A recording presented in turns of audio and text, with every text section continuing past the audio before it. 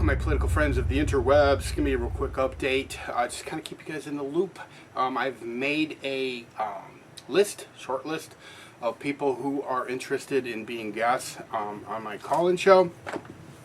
I will start contacting those people this weekend into early next week. My goal is to have the very first legit podcast by the end of next week. That's my goal. Originally, I think I was thinking about doing a bi-monthly podcast. I've kind of kicked different ideas around. I'm sorry, not bi-monthly, bi-weekly. Probably start out with 1 week. One really well edited, crafted, produced podcast per week, starting. And then I'll go from there and hopefully work my way up. Starting out on a shoestring, gonna do the best I can, so let's just hope that happens. If you are interested in being a person that wants to talk about politics on my show, please let me know and I'll add you to the list. For those of you who have been added to the list, I will start contacting some of you this weekend, and we're gonna work it out. It'll be interesting. It'll be fun. Hopefully it'll be fun. I'm looking for people who have interesting stories to tell. And are engaging, and you know, look, if you're a YouTuber, you've been doing political stuff, you're exactly who I'm talking about. He's somebody that can actually talk, make their points. Yeah, I'm excited about that. So anyway, that is what's going on right now. Hopefully I can get things up and running. Would like to have, I hate to put pressure on myself, but I would like to have, by the end of next week, I would like to have my podcast, the actual one, up. I'm starting a Patreon, though that podcast will also be available there. The audio version, if I pull this off right, will be on Apple. It'll be everywhere. Hopefully it'll be everywhere.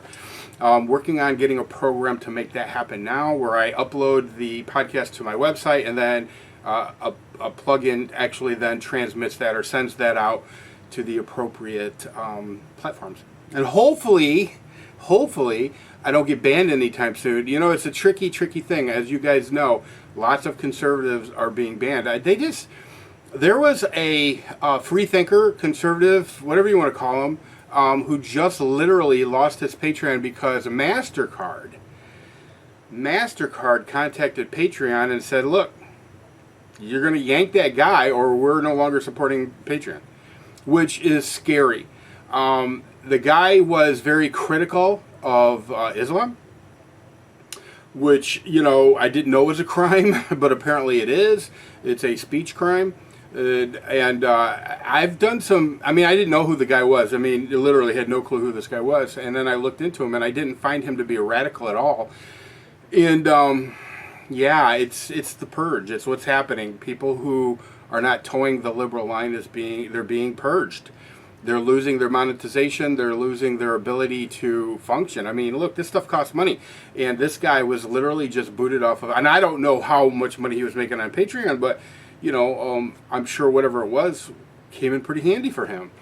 So, I don't know. You know, it's a scary time for all of us right now on the conservative side of things. Really, it's a scary time for free speech. And it's amazing to me when MasterCard can literally contact a platform and de-platform you. And for what? I don't think there was anything. See, that's the thing that's scary about all this too. And they de-platform people. They never really point to any specific, you know, boom, here's why you're de-platformed. Here's why you don't have free speech. For this reason, you don't have free speech, which is crazy. And I do want to make an appeal to President Trump. I know you're a busy man, but I got to tell you, your supporters, we're in the front lines, and to be honest with you, we're being sniped, one right after the other. And if you don't think this is political, it is political. They are definitely trying to position themselves to make gains in the midterms. And it's just really sad. Because here's the thing. For me, I think President Donald Trump can put an end to all of this. Because if you're talking about, well, let me give you an example. So as most of you probably know by now, John Brennan lost his security clearance. If you don't know, John Brennan was the former head of the CIA under Obama. who's been hugely outspoken against Donald Trump, and really rabidly so. The guy's got some screws loose. And to be honest with you, I think he's part of the whole deep state thing that was trying to circumvent our freedoms, trying to control the unelected of people that are having an impact on a free society. That's exactly what's going on. John Brennan was knee deep into that. Probably I'm balls deep into that, to be honest with you. And anyway, Donald Trump finally, and I think rightfully so, took away his security clearance. Now, I don't, to be honest with you, I just don't understand why he still had a security clearance. But apparently he did. So one of the arguments that the left is making, and I'm talking about serious people on the left, senators on the left, are saying that that's a violation of his First Amendment by punishing him for his speech.